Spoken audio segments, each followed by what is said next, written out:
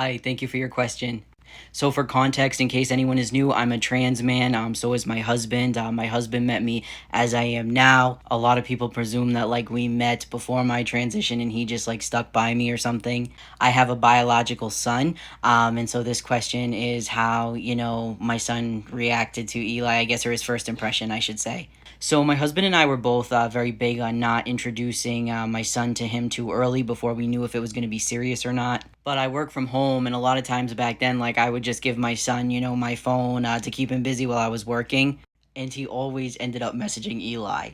This was the first conversation between the two. One of my son's special interests used to be the Empire commercials, like the old school ones. So he listed the number and says, Empire today, call right now, call now. And I was on my work computer. I'm like, he loves those commercials. And Eli's like, I see this. And Roman says, Empire today, carpet tomorrow, new.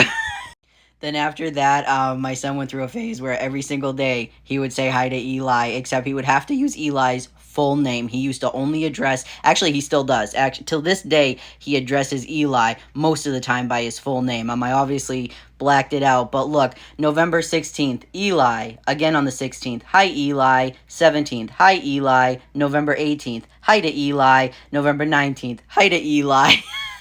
But I myself, since we were like long distance, I didn't even meet my husband in person till like a long time, like years after talking.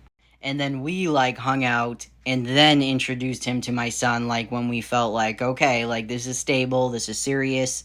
This is around the first time they met. Not It's not the same day, but like around that time, and like Roman just warmed up to him right away.